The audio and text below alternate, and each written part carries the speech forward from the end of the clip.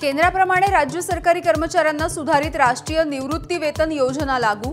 मार्च 2024च्या प्रभावाने अंमलबजावणी। लाखो कर्मचाऱ्यांना होणार फायदा।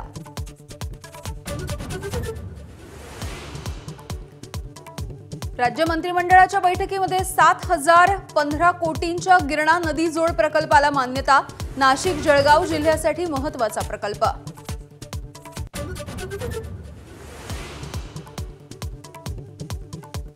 मंत्रिमंडळाच्या बैठकीमध्ये ज्येष्ठ नागरिकांसाठीच्या महामंडळाला मंजुरी। 1.25 कोटी आजोबा आणि आजींना होणार लाभ।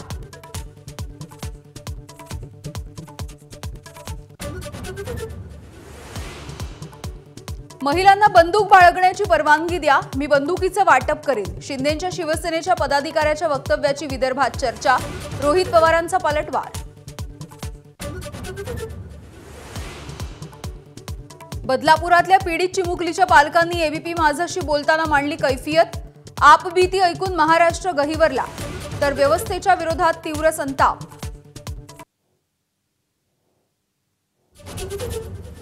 तक्रारीसाठी गेल्यावर पोलिसांनी ताटकळत ठेवलं, तर मेडिकलसाठी रात्री 12 नंतर नेलं।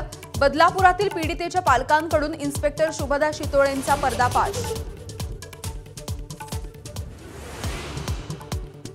पुरुष कर्मचारी कामच करत नसल्याची बदलापूरच्या शाळेमधल्या मुख्याध्यापिकेची थाप। पीडितेच्या पालकांकडून माझ्यासोबतच्या फोन संभाषणाच्या दरम्यान शाळा प्रशासनाचा पर्दाफाश।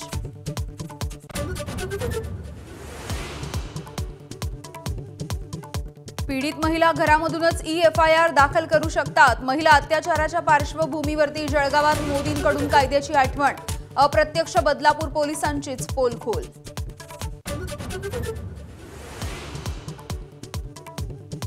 श्रीजया चव्हाण विधानसभेच्या रणांगणात उतरण्यासाठी सज्ज। अशोक चव्हाण आणि श्रीजया यांची सर्वप्रथम एबीपी माझाला एकत्रित एक्सक्लुझिव्ह मुलाखत।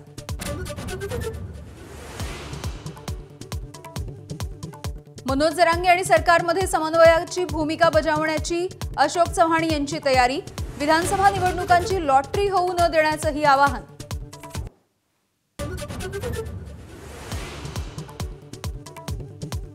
अकोल्यानंतर बुलडाण्यामध्ये राज ठाकरेंच्या कार्यक्रमात गोंधळ। बुलडाण्यामध्ये बैठक अर्धवट सोडून राज ठाकरे निघून गेले।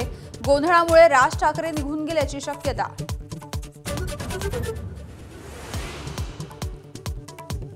संततधार पावसामुळे गंगापूर आणि नांदूर मधमेश्वर धरणामधून विसर्ग वाढवला।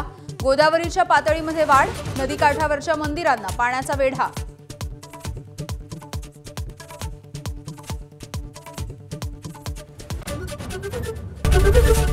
एबीपी माझा, उघडा डोळे बघा नीट।